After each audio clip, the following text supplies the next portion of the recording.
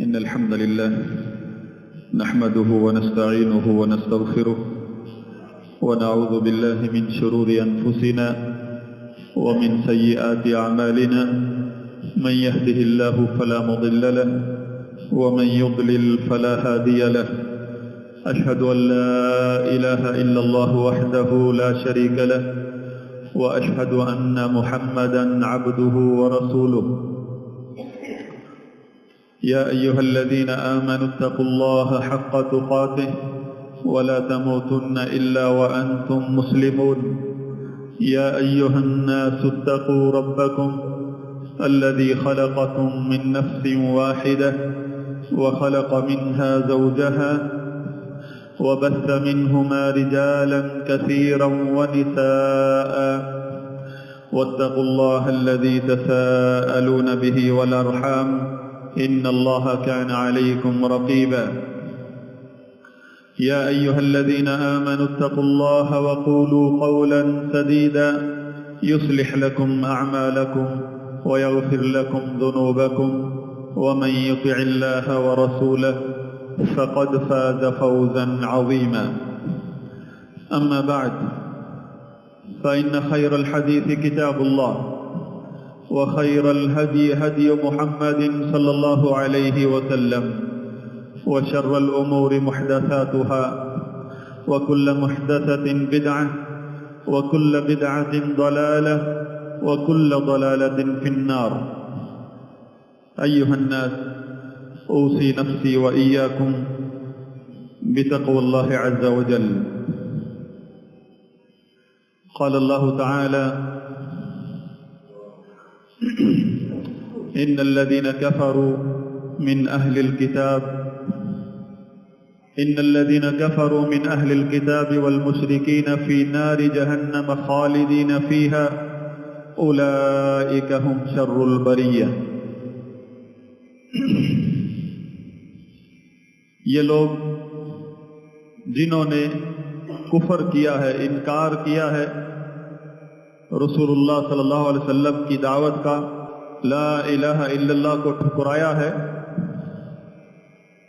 وہ اہل کتاب میں سے ہوں یا مشرکین ہو، جہنم میں ہمیشہ ہمیشہ رہیں گے، اور یہی لوگ ہیں جو بدترین مخلوق ہیں۔ یہ حقیقت ہے رسول اللہ صلی اللہ علیہ وسلم کے دشمنوں کی۔ جو رسول کا دشمن ہے در حقیقت کوئی ذاتی دشمنی نہیں ہے اس کی، اصل میں بآیات اللہ یجحدون، اصل میں وہ اللہ کے دشمن ہیں اور اللہ کے ہر رسول کے دشمن ہیں۔ جس رسول کو بھی اللہ نے بھیجا ہے اس کے ساتھ انہوں نے وہی معاملہ کیا ہے جو محمد الرسول اللہ صلی اللہ علیہ وسلم کے ساتھ کیا ہے، اور اس کا اصل سبب یہی ہے کہ یہ لوگ اصل میں اللہ کی آیات کو جھٹلاتے ہیں۔ جب تک رسول اللہ صلی اللہ علیہ وسلم نے اللہ کی دی ہوئی رسالت لا الہ الا اللہ کی دعوت بیان کرنا شروع نہیں کی تھی، اس وقت تک صادق امین کا لقب دینے والے بھی یہی تھے، اور جو ہی رسول اللہ صلی اللہ علیہ وسلم نے اللہ کا پیغام پہنچانا شروع کیا اسی وقت سے دشمنی شروع ہو گئی۔ لہذا ان لوگوں کو جو اسلام اور رسول یا مسلمانوں سے جو تکلیف ہے، جو دشمنی ہے، اس کا سبب یہی ہے، اور ان کی حقیقت اللہ تعالیٰ نے یہی بتائی ہے، اولئک هم شر البریہ، تمام مخلوقات میں بدترین مخلوق ہیں یہ لوگ۔ اور فرمایا وَلَن تَرْضَى عَنْكَ الْيَهُودُ وَلَا النَّصَارَى حَتَّى تَتَّبِعَ مِلَّتَهُمْ، اور یہ یہود و نصارہ تم سے ہرگز راضی نہیں ہوں گے یہاں تک کہ آپ ان کی ملت کی اتباع کرنے لگ جائیں، اسلام کو چھوڑ دیں، یہودی نصرانی بن جائیں، پھر جا کے ان کی دشمنی آپ سے ختم ہوگی۔ سورہ بقرہ میں فرمایا وَلَا يَزَالُونَ يُقَاتِلُونَكُمْ حَتَّى يَرُدُّوكُمْ عَنْ دِينِكُمْ إِنِ اسْتَطَاعُوا، یہ تم سے قتال کرتے رہیں گے، کوئی ایسا وقت نہیں آئے گا جب ان کی جنگ ختم ہو جائے، کوئی مہلت نہیں ہے ان کے جنگ میں، ان کی دشمنی میں، یہ تم سے قتال کرتے رہیں گے اور ہر مسلمان سے ان کی جنگ رہے گی حَتَّى يَرُدُّوكُمْ عَنْ دِينِكُمْ، اور یہ ختم کب ہوگی؟ جب تمہیں یہ اپنے دین میں داخل کر لیں، ان استطاعوا، اگر یہ کر سکے، اس حد تک جائیں گے یہ۔ سورہ بقرہ میں فرمایا وَدَّ كَثِيرٌ مِّنْ أَهْلِ الْكِتَابِ لَوْ يَرُدُّونَكُمْ مِّن بَعْدِ إِيمَانِكُمْ كُفَّارًا، بہت سارے اہل کتاب یہ چاہتے ہیں کہ تمہیں وہ ایمان کے بعد کفر کی طرف لوٹا دیں، حَسَدًا مِّنْ عِنْدِ أَنفُسِهِمْ مِن بَعْدِ مَا تَبَيَّنَ لَهُمُ الْحَقُّ، حق واضح ہو گیا ان کے لیے، اس کے باوجود ان کے دلوں میں حسد ہے جس کی وجہ سے وہ تم سے تمہارا ایمان چھیننا چاہتے اور تمہیں کفر کی طرف لوٹانا چاہتے۔ اس جنگ کا سبب ان کے دلوں میں، سینوں میں جو حقد ہے، بغض ہے، اس کی آگ اس وقت تک ٹھنڈی نہیں ہوگی جب تک آپ کفر میں داخل نہ ہو جائیں۔ سورہ ابراہیم نے فرمایا وَمَكَرُوا وَقَدْ مَكَرُوا مَكْرَهُمْ وَعِنْدَ اللَّهِ مَكْرُهُمْ، انہوں نے بہت مکر کیے ہیں، بہت چالیں چل چکے ہیں، اور ساری چالیں اللہ کے علم میں، سب اللہ نے اپنے پاس درج کر لی۔ وَإِنْ كَانَ مَكْرُهُمْ لِتَزُولَ مِنْهُ الْجِبَالُ، اگرچہ ان کی چالیں اتنی بڑی بڑی ہیں کہ پہاڑ بھی اپنی جگہ چھوڑ دیں، لیکن یہ اللہ تعالیٰ نے سنبھال رکھا ہے معاملہ۔ جیسے دوسری جگہ فرمایا کلما اوقدوا نارا اطفأها اللہ، یہ ایسی قوم ہے کہ اس دھرتی پر جنگ کی، فساد کی آگ بھڑکانا چاہتی ہے، اور جب بھی یہ آگ بھڑکانا چاہتے ہیں اللہ تعالیٰ اس کو بجھا دیتا ہے۔ ان کا مقصد ہی یہی ہے کہ اس دھرتی پر فساد ہو جائے، امن نہ آئے۔ میرے قابل احترام بزرگوں، دوستوں، بھائیوں، اللہ کے دشمن یہود و نصارہ، مشرکین وغیرہ جو اسلام اور رسول اللہ صلی اللہ علیہ وسلم پر یا اس کی کتاب پر یا دین کے احکامات پر جو حملے کرتے ہیں، یہ کوئی نئی چیز نہیں، اس کی تاریخ نوح علیہ السلام سے شروع ہوتی ہے، اور جب تک اہل ایمان ہیں اس دھرتی پر یہ جاری رہے گی۔ ہم سب مسلمانوں کے لیے جو فرض ہے وہ ہے کہ ہم انبیاء کرام کی سیرت کو اپنائیں۔ انبیاء کرام کی سیرت ہمارے لیے نمونہ ہے۔ انبیاء کرام نے ان حالات میں کیا راستہ اپنایا، وہی اصل دین ہے، وہی شرعی جواب ہے ان حالات کا۔ اللہ تعالیٰ نے رسول اللہ صلی اللہ علیہ وسلم کو فرمایا سورہ انعام میں وَلَقَدِ اسْتُهْزِئَ بِرُسُلٍ مِّن قَبْلِكَ، آپ سے پہلے رسولوں کا مذاق اڑایا گیا ہے، استہزاء کیا گیا ہے، جس کو ہم اپنی زبان میں گستاخی کہتے ہیں، گستاخیاں کی گئی ہیں۔ فَحَاقَ بِالَّذِينَ سَخِرُوا مِنْهُمْ مَا كَانُوا بِهِ يَسْتَهْزِئُونَ، ان کی یہ گستاخیاں انہی کے گلے کا پھندا بنی، انہی گستاخیوں کی وجہ سے وہ تباہ ہوئے۔ ان کا جو انجام دنیا نے دیکھا اس کا سبب بھی یہی گستاخیاں بنی۔ لہذا ہمارا دین ہمیں جو تعلیم دیتا ہے کہ ہم اللہ کے دشمنوں سے دشمنی رکھیں، ان کو کبھی بھی دل میں جگہ نہ دے دوستی کی، محبت کی۔ اس کا مطلب یہ بھی نہیں کہ شریعت کے اندر ضوابط نہیں ہیں، اصول و ضوابط نہیں ہے اپنے دشمنوں کے ساتھ معاملات کے بہت سارے دشمن، بہت سارے کفار جن سے ہمارے معاہدے ہوتے ہیں، بہت سارے ایسے ہیں جو ہمارے شہری ہیں، سب کے جو حق بنتے ہیں شریعت کی روشنی میں وہ ادا کرنا ہر مسلمان کا فرض ہے۔ شریعت کے دائرے کے ہم پابند ہیں، یہ ہمارا عقیدہ ہے کہ یہ سب ہمارے دشمن ہیں، چاہے وہ گھر میں سگا باپ کیوں نہ ہو، اگر یہودی ہے، نصرانی ہے، غیر مسلم ہے، وہ ہمارا دوست نہیں ہو سکتا، لیکن اس کے حقوق، اس کے جو والدین کے جو حقوق ہیں وہ خود قرآن میں اللہ نے بیان کیے، جو جس کا حق بنتا ہے وہ ہم ادا کرتے ہیں، لیکن دشمن کو دشمن سمجھنا یہ ہمارے عقیدے کا حصہ ہے۔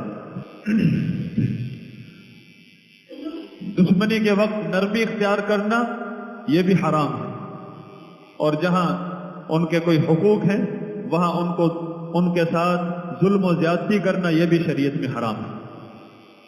حتیٰ کہ رسول اللہ صلی اللہ علیہ وسلم کا فرمان ہے کہ جس شخص نے کسی کافر کو عہد دے دیا، جان مال کی امان دے دی کسی بھی طریقے سے، پھر اس کو نقصان پہنچایا، جنت کی خوشبو نہیں سونگھ سکے گا، کیوں؟ وہ کوئی اللہ کا ولی تھا، اللہ کا دشمن ہے وہ، لیکن ہم عہد کے پابند ہیں۔ اگر کسی مسلمان نے عہد توڑا، اس کا انجام بھی پھر اللہ کی عدالت میں سخت ہے۔ یہ نہیں کہا جائے گا بڑا بہادر ہے، مجاہد ہے، دین کی غیرت میں آ کر اس نے سب کچھ کیا۔ دین کی غیرت شریعت کے اصول و ضوابط کی پابند ہے۔ اللہ تعالیٰ کا فرمان ہے اِنَّا كَفَيْنَاكَ الْمُسْتَهْزِئِينَ، اے نبی علیہ الصلوٰۃ والسلام، ہم نے آپ کی حفاظت کر دی ہے، ہم نے آپ کی کفایت کر دی ہے، ہر اس شخص سے جو بھی آپ کی گستاخی کرتا ہے، آپ کا استہزاء کرتا ہے، ہم آپ کے لیے کافی ہو چکے ہیں۔ إِنَّ شَانِئَكَ هُوَ الْأَبْتَرُ، آپ کا دشمن بے نام و نشان اور بے نسل ہوگا، اس کی نسل بھی باقی نہیں رہے گی۔ وَاللَّهُ يَعْصِمُكَ مِنَ النَّاسِ، اللہ تعالیٰ آپ کو بچا کر رکھے گا لوگوں کے شر سے۔ اور حدیث قدسی میں اللہ تعالیٰ کا فرمان ہے من عاد لی ولیا فقد آذنته بالحرب، کسی شخص نے اگر میرے کسی ولی سے دشمنی کی، میں اس کے ساتھ اعلان جنگ کر دیتا ہوں۔ یہ تو اللہ کا رسول ہے علیہ الصلوۃ والسلام۔ سیدہ خدیجہ رضی اللہ عنہا نے فرمایا تھا جب آپ خوف کی حالت میں گھر آئے تھے، کلا واللہ لا یخزیک اللہ، ہرگز نہیں، اللہ آپ کو رسوا اور ناکام نہیں کرے گا۔ ورفعنا لک ذکرک، اے نبی علیہ الصلوۃ والسلام، ہم نے آپ کا ذکر بلند کر دیا ہے۔ اللہ تعالیٰ کا فرمان ہے وعسى ان تکرہوا شیئا وهو خیر لکم وعسى ان تحبوا شیئا وهو شر لکم واللہ یعلم وانتم لا تعلمون۔ ہو سکتا ہے تم ایک چیز کو ناپسند کرتے ہو، برا سمجھتے ہو، تکلیف دہ ہوتی ہے، لیکن وہ تمہارے لیے بہتر ہو، اور عین ممکن ہے ایک چیز جسے تم پسند کرتے ہو وہ تمہارے لیے بری ثابت ہو۔ اللہ تعالیٰ بہتر جانتا ہے، تم نہیں۔ امام ابن تیمیہ رحمہ اللہ فرماتے ہیں، جو انہوں نے ایک تاریخی کتاب لکھی ہے الصارم المسلول، نبی صلی اللہ علیہ وسلم کی گستاخی کرنے والے کے حکم کے بارے میں، اس میں فرماتے ہیں کہ مسلمانوں کے لشکر کفار کے قلعوں کے محاصرے کیا کرتے تھے۔ بعض اوقات محاصرہ لمبا ہو جایا کرتا تھا، تو اس محاصرے کے دوران قلعے کے اندر سے کفار رسول اللہ صلی اللہ علیہ وسلم کو گالیاں دینا شروع کر دیتے تھے، گستاخیاں شروع کر دیتے تھے مسلمانوں کو تکلیف دینے کے لیے۔ اور یہی وہ وقت ہوتا تھا کہ اللہ کی طرف سے فتح کی بشارت آ جاتی تھی۔ جب بھی کفار نے یہ کام کیا ہے، مسلمانوں کو تکلیف دینے کے لیے دشمنی میں آ کر رسول کی ذات پر حملے کیے ہیں، اسی وقت اللہ کی فتح آئی ہے۔ اللہ کا قانون ہے ان تنصروا اللہ ینصرکم ویثبت اقدامکم۔ اللہ نے حکم دیا ہے یا ایھا الذین آمنوا، اے ایمان والو اللہ کی مدد کرو۔ اگر تم اللہ کی مدد کرو گے تو اللہ تمہاری مدد کرے گا۔ اللہ تعالیٰ کو کسی مادی چیز میں، انتظامی امور میں مدد کی ضرورت نہیں۔ اللہ کے دین کی مدد، اللہ کے رسول صلی اللہ علیہ وسلم کی مدد، اس کی دعوت کو قبول کرنا اور اس دعوت کو عملی جامہ پہنانا، عملی ثبوت دینا کہ ہم رسول اللہ صلی اللہ علیہ وسلم پر ایمان لائے ہیں، یہی اللہ کے دین کی مدد ہے۔ اور جن لوگوں نے رسول اللہ صلی اللہ علیہ وسلم کی دعوت کی مدد کی ہے، انہی کو اللہ تعالیٰ نے پوری دنیا میں عزت سے نوازا ہے۔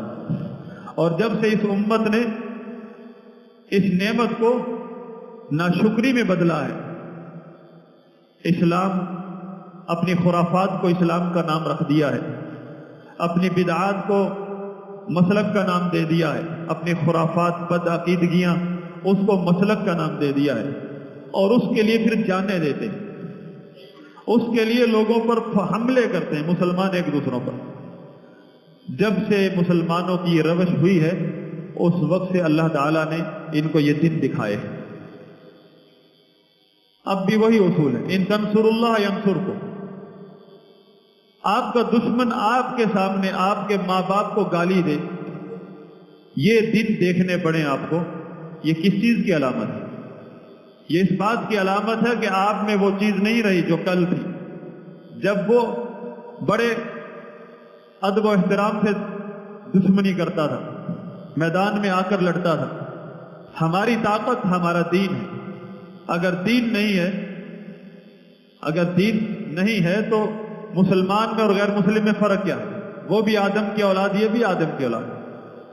ہمارا فرق اسلام اور کفر کا ہے، اور یہ جنگ اسلام اور کفر کی۔ جو لوگ اس جنگ کو جنگ نہیں سمجھتے،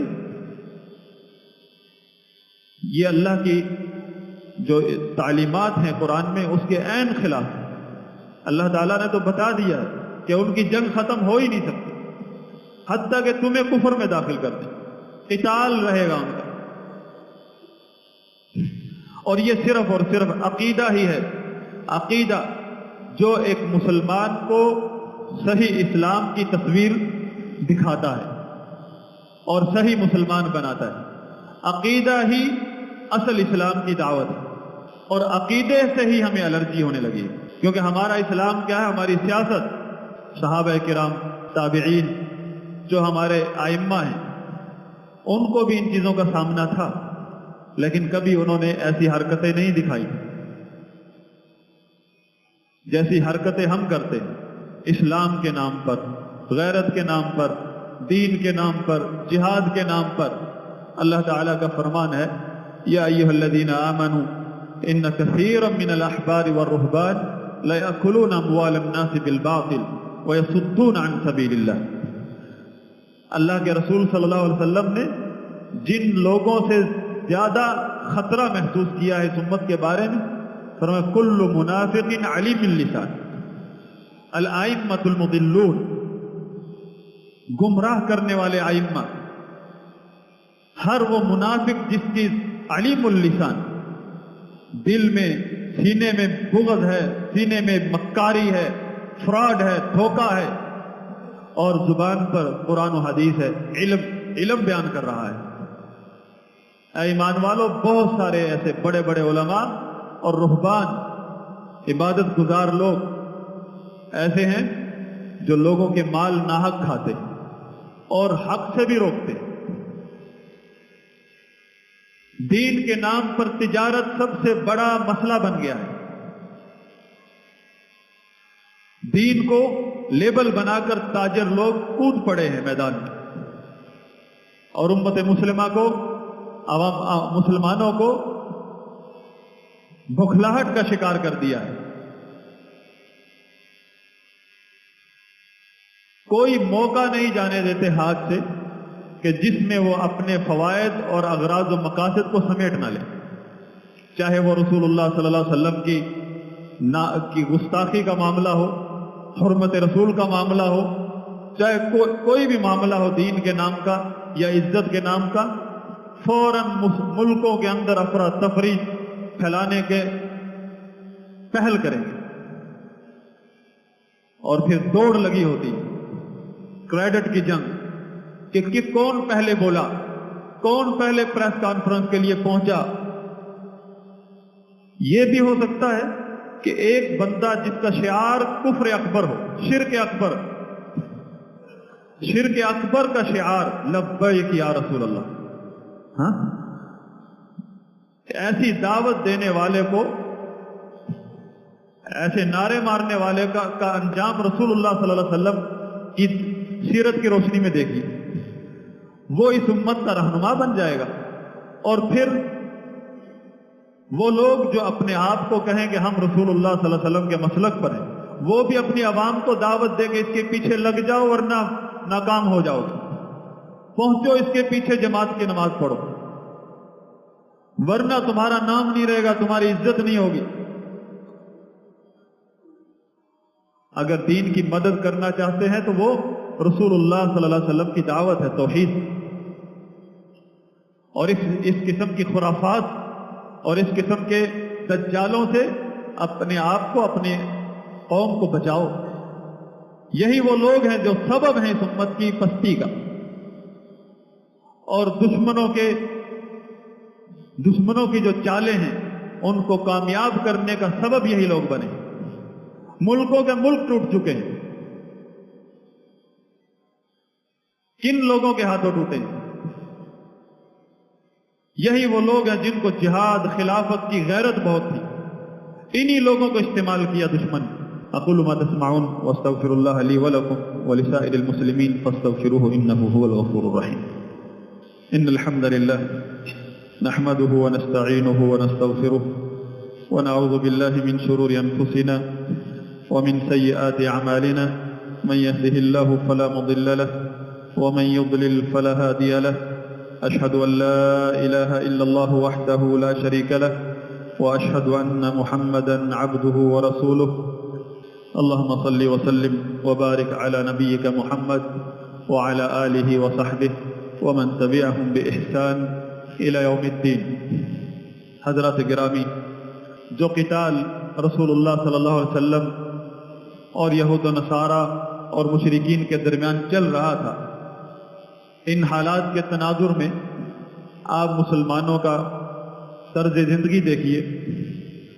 رسول اللہ صلی اللہ علیہ وسلم نے کبھی یہ صحابہ نے کبھی یہ پالیسی نہیں اپنائی، نہ مسلمانوں کو اس کی دعوت دی کہ یہ چیز تو یہودیوں کی بنی ہوئی ہے، یہ حرام ہے، یہ تو فلاں جگہ سے آئی ہے، اس کا بائیکاٹ۔ امام ابن تیمیہ رحمہ اللہ منہاج السنہ میں لکھتے ہیں کہ یہ بائیکاٹ کی سیاست سب سے پہلے جو آغاز کیا جن لوگوں نے، وہ رافضی، کہ انہوں نے اس کنویں سے پانی پینا چھوڑ دیا جو یزید بن معاویہ نے بنوایا تھا، پھر جو بھی چیز شام سے بن کر آتی تھی اس کا بائیکاٹ۔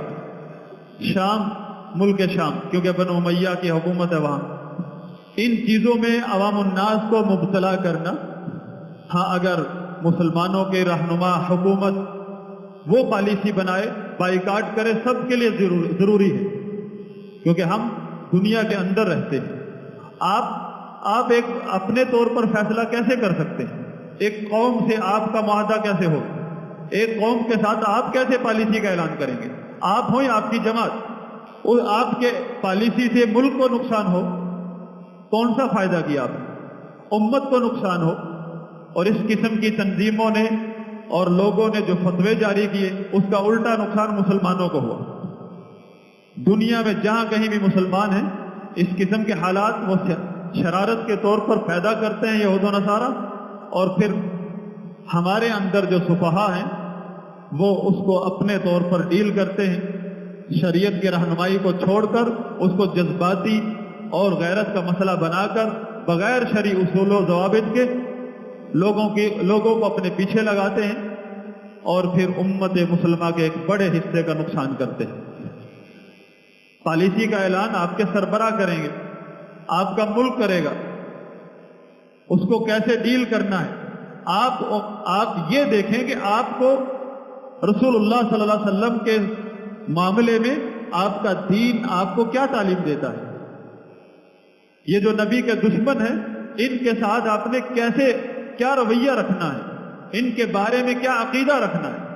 ان دنوں کے علاوہ آپ ہمارے حالات دیکھیں، ہمارے دماغوں میں یہود و نصارہ بیٹھے، وہ نہیں نکل سکتے، ان کو نکالنا مشکل ہو گیا ہے، اور لوگوں کے منہ سے پیپسی چھڑوانی ہے۔ سارے سیاسی نعرے اور سیاسی پروپیگنڈے اور علماء کے نام جھوٹ دے کر امام کعبہ نے ایسے کہہ دیا، فلاں عالم نے ایسے کہہ دیا۔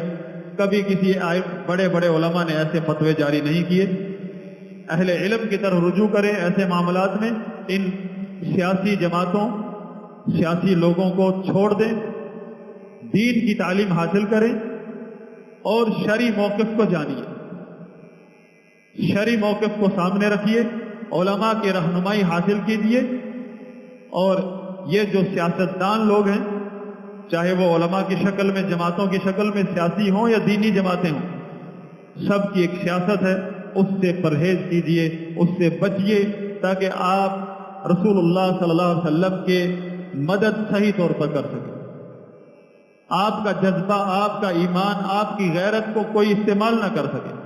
اللہ سے دعا ہے کہ اللہ تعالی ہمارے حال پر رحم فرمائے، اور ہمارے خلاف جو سازشیں ہیں اللہ تعالیٰ ان کو ناکام کرے، اور ہم مسلمانوں کو شرعی موقف پر اکٹھے ہونے کی توفیق عطا فرمائے، اور رسول اللہ صلی اللہ علیہ وسلم کی تعلیمات کو اپنا مسلک بنانے کی توفیق عطا فرمائے۔ یہ ایک مریض ہیں راجہ انور صاحب، جو کینسر کے مریض ہیں، ان کے لیے دعا کی درخواست ہے، اللہ تعالیٰ ان کو شفائے کاملہ عاجلہ عطا فرمائے۔ اور اسی طرح ہمارے استاد شیخ فیض الابرار، ان کے لیے دعا کیجیے، اللہ تعالیٰ ان کو شفائے کاملہ عاجلہ عطا فرمائے۔ اللہم اعز الاسلام والمسلمین واذل الشرک والمشرکین ودمر اعداءک اعداء الدین۔ اللہم آتنا فی الدنیا حسنہ وفی الآخرۃ حسنہ وقنا عذاب النار والحمد للہ رب العالمین۔